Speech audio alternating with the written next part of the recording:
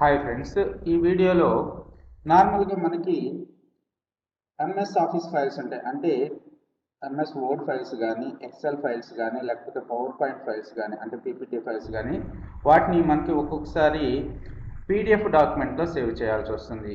So నార్మల్గా మీరు PDF డాక్యుమెంట్లో save చేయాలి అంటే మీకు ఆప్షన్ ఉండదు. ఇక్కడ చూసినట్టయితే సేవ్ యాజ్ కొట్టినట్టయితే మీకు ఇక్కడ సేవ్ చేసేటప్పుడు పీడిఎఫ్ ఆప్షన్ మీకు కనపడదు. మరి మీరు పీడిఎఫ్ డాక్యుమెంట్లోకి ఎలా సేవ్ చేయొచ్చు అంటే సేవ్ యాజ్ పీడిఎఫ్ అని గూగుల్లో సెర్చ్ చేయండి. సెర్చ్ చేస్తే మీకు microsoft.office.com సపోర్ట్ ఫైల్ ఒకటి కనబడుతుంది. యాడ్ ఇన్ అంటాం అనమాట. దీన్ని క్లిక్ చేసినట్టయితే మీకు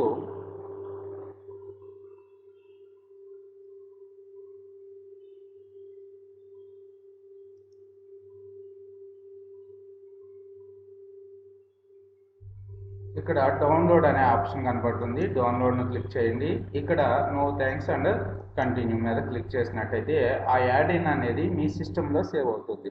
సో సేవ్ అయిన తర్వాత మీరు దాన్ని రన్ చేయండి. సో రన్ చేసినట్టయితే మీ సిస్టంలోకి యాడ్ అని వచ్చి ఇన్స్టాల్ అయిపోతుంది. ఇన్స్టాల్ అయిపోయిన తర్వాత మీరు ఏదైనా పీడిఎఫ్ ఏదైనా డాక్యుమెంట్ని అంటే ఎంఎస్ ఆఫీస్ డాక్యుమెంట్స్ కానీ, ఎక్సెల్ డాక్యుమెంట్ కానీ సేవ్ చేయాలనుకున్నప్పుడు పీడిఎఫ్లో సేవ్ యాజ్ అని క్లిక్ చేసి ఇక్కడ చూసుకున్నట్టయితే పీడిఎఫ్ అనే ఆప్షన్ కనబడుతుంది. సో పీడిఎఫ్లోకి పీడిఎఫ్ అని ఆ సేవ్ యాజ్ టైప్ పెట్టుకొని మీరు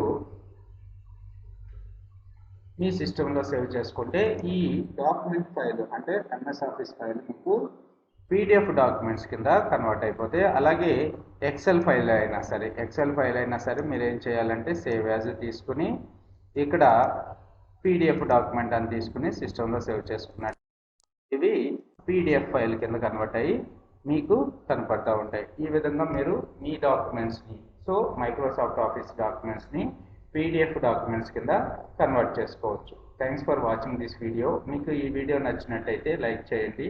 అలాగే మీ ఫ్రెండ్స్కి షేర్ చేయండి.